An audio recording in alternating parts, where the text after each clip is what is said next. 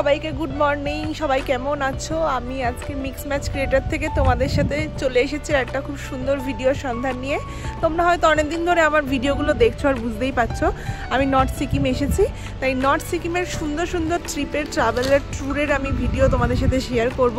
তার জন্য আমার ভিডিও শেষ অবধি থাকতে হবে আর দেখতে হবে কিন্তু মিক্স ম্যাচ ক্রিয়েটারের পুরো ভিডিও। তার জন্য দেখো আমি এসে গেছি নর্থ সিকিমের, দিয়েছি হোটেল থেকে সকাল সকাল। তো আমরা এখন একটা পয়েন্টে অপেক্ষা করছি, মানে সাইট সিন বলতেই পারো, সেভেন সিস্টার যার নাম। তো সেভেন সিস্টারে এসে গাড়িটা কিছুক্ষণ দাঁড়ালো। সবার গাড়ি এখানে কিছুক্ষণের জন্য দাঁড়ায়, ওয়াশরুম বাথরুম বাগেরা সব কিছুর জন্য। এবার তারপরে আবার গাড়ি স্টার্ট হবে। তো সেভেন সিস্টার ওয়াটারফলসটা কেমন চলো আমার সাথে তোমরা ভিডিওতে দেখবে। আর যারা যারা আমার এই ভিডিওটা খুব পছন্দ করছো তারা কিন্তু অবশ্যই আমার চ্যানেলকে সাবস্ক্রাইব করো। বুঝতেই পারছো একদম পাহাড়ি ওয়েদার, সাথে এত সুন্দর একটা রোদ উঠেছে, ঝলমলে ওয়েদারের সাথে পাহাড়ে কিন্তু খুবই আমেজটা একদম সুন্দর লাগছে। ঠান্ডাও আছে অল্প অল্প। নর্থ সিকিমে গেলে বরফ দেখতে পাবো, আই হোপ সো। চলো আমার সাথে ভিডিও শেষ অবধি থাকো আর এই ভিডিওর মজা নাও। গ্যাংটক থেকে নর্থ সিকিম যাওয়ার পথের এক্সপিরিয়েন্সটা কেমন ছিল সেটাই আজকে তোমাদের সাথে শেয়ার করব। তার জন্য আমি, শ্রেয়া আর বাকি সবাই কিন্তু সকাল সকাল হোটেল থেকে বেরিয়ে পড়েছিলাম নর্থ সিকিম যাব বলে। আমরা যেদিনকে গ্যাংটকে এসেছিলাম সেদিনকে কিন্তু ওয়েদারটা খুব একটা ভালো পাইনি, তোমাদের আগের ভিডিওটাতে দেখিয়েছিলাম। অত্যাধিক বৃষ্টির মধ্যে কিন্তু আমরা গ্যাংটকের সাইট সিনগুলো করেছিলাম। তাই পরের দিন এত ঝলমলের রোদ উঠেছে দেখে মনটা তো খুশিতে ভরে গেল। আর দেরি না করে চটপট চলে গেলাম গ্যাংটকের দেওরালি স্ট্যান্ড, যেখান থেকে শেয়ার ট্যাক্সিগুলো নর্থ সিকিমের উদ্দেশ্যে রওনা দেয়।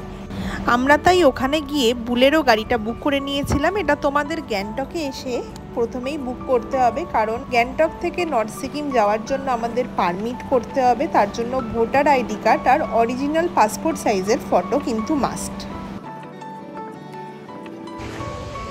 আমরা এসে গেছি সেভেন সিস্টারের সামনে। আমরা নর্থ সিকিমে যাবো বলে আজকে সকাল সকাল বেরিয়ে পড়েছি। ওয়েদারটা দেখতেই পাচ্ছ খুব ভালো, একদম ঝলমলে ওয়েদার, রোদও উঠে যাচ্ছে। এটা হলো সেভেন সিস্টারের ওয়াটারফল। এই যে চলো তোমাদের কাছে নিয়ে গিয়ে দেখাই। চারপাশটা কিন্তু খুবই সুন্দর লাগছে। আর কিছুক্ষণ মানে আর বিকেল হয়ে যাবে আমাদের নর্থ সিকিম পৌঁছতে পৌঁছতে। নর্থ সিকিমের লাচুং যেতে গেলে গাড়ি করে এই সমস্ত ওয়াটারফল সাইট সিনগুলো কিন্তু তোমরা সবাই দেখতে পাবে। এইটা হলো seven sister waterfall. Seven sister নামটা দেওয়ার পেছনে মেন রিজন হলো 7টা স্টেপ আছে পরপর। সেই 7টা স্টেপ থেকেই কিন্তু এই উপর থেকে ঝর্ণার মতো জলটা নিচে পড়ছে। তার জন্যই কিন্তু এখানে সেভেন সিস্টার নাম দেওয়া হয়েছে। দেখতেই পাচ্ছ অপরূপ একটা সুন্দর লাগছে দেখতে। এটা হলো আরও একটা অ্যানাদার ভিউ পয়েন্ট, যেখান থেকে পুরো পাহাড়ের মাথাটা খুব সুন্দর দেখতে লাগছে। চলো তোমাদেরকেও দেখাই। দেখতেই পাচ্ছ আমরা রাস্তা দিয়ে যেতে যেতে আবার দাঁড়িয়ে পড়েছি আরেকটা ভিউ পয়েন্টের জন্য। চলো, এত সুন্দর ভিউগুলো এইখানে না আসলে হয়তো দেখতেই পেতাম না। এই পাহাড়ের নিচ দিয়ে একদম তিস্তা নদীও কিন্তু দেখা যাচ্ছিল। খুবই ছোট কিন্তু খুবই সুন্দর লাগছিল দেখতে। লাচুং যাওয়ার মাঝে মাঝে এত সুন্দর সাইট সিং দেখতে দেখতে আমাদের গাড়ি আবার রওনা দিল হোটেলের উদ্দেশ্যে। তার আগে তোমাদের আরও একটা ইনফরমেশন শেয়ার করি। গ্যাংটক থেকে লাচুং মানে নর্থ সিকিম যেতে কিন্তু টাইম লাগে 5 থেকে 6 ঘন্টা। কিন্তু গত বছর একটা বিপর্যয়ের জন্য রাস্তায় কোথাও কোথাও কাজ চলছে। তার জন্য এখনও কিন্তু রাস্তার কাজ চলার জন্য আমাদের সেটা সময় লেগেছে 7 থেকে 8 ঘন্টা, মানে প্রায় 130 কিলোমিটার। তাই তোমরা একটু আগে থেকেই বেরোবে সকাল সকাল, যাতে রাতের মধ্যে তোমরা হোটেলে লাচুংয়ে পৌঁছতে পারো। এত সুন্দর আঁকাবাঁকা রাস্তা দিয়ে পাহাড়ের মাঝখান দিয়ে যেতে কিন্তু একটা দারুণ এক্সপিরিয়েন্স ছিল। শেষে আমরা চলে এসেছিলাম একটা হোটেলে, যেখানে আমাদের জন্য লাঞ্চ প্যাকেজিং সিস্টেমে বুক করাই ছিল। তাই আমরা খেয়ে নিয়েছিলাম ডাল ভাত, আলুর তরকারি, আরও একটা ডিমের অমলেট। যেহেতু পাহাড়ি রাস্তা তাই হোটেল পাওয়া তো একদমই এখানে ইম্পসিবল। তাও কিন্তু রান্নার কোয়ালিটি মোটামুটি ভালোই ছিল আর পরিমাণটাও কিন্তু ঠিকঠাকই ছিল। দুপুরের লাঞ্চ তাড়াতাড়ি সেরে নিয়ে আমাদের গাড়ি আবার চলতে শুরু করলো লাচুংয়ের হোটেলের উদ্দেশ্যে। তার আগে তোমাদের আরও একটা ইনফরমেশন শেয়ার করি। আমাদের কিন্তু এটা প্যাকেজিং সিস্টেমে গাড়ি, হোটেল আর সমস্ত লাঞ্চ ডিনার পুরোটাই কিন্তু প্যাকেজিং সিস্টেমে বুক করা হয়েছিল। এখানে 1 নাইট 2 ডের প্যাকেজিং সিস্টেম বুক করা হচ্ছিল, যেটা 3500 করে পার হেড লেগেছে। তার মধ্যেই তোমার গাড়ি করে সমস্ত সাইট সিং ছিল। গুরুদংবারটা বাদ দিয়ে ইয়ামথাম, 0 পয়েন্ট, কাটাও, হোটেল ভাড়া আর খাওয়া দাওয়া সব কিন্তু একসাথে এই 3,500 টাকার মধ্যেই ছিল।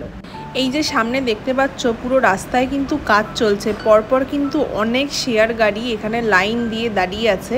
ওই একটা সামনে ব্রিজ আছে, ওই ব্রিজটাতে একটা একটা করে গাড়ি পাস হচ্ছিল। বড়ই একটা এক্সপিরিয়েন্স ছিল আমাদের কাছে এটা একদম, যে এত জটিলতা খারাপ রাস্তার মধ্যে দিয়েও কিন্তু আমরা আমাদের ঠিক গন্তব্যে পৌঁছতে পেরেছি। খুব মজাও করেছি আর খুব আনন্দও করেছি।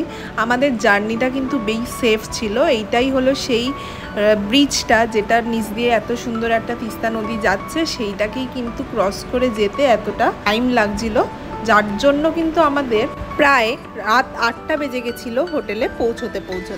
অবশেষে 8 ঘন্টা জার্নি করার পর আমরা আমাদের লাচুংয়ের হোটেলে পৌঁছে গেছিলাম।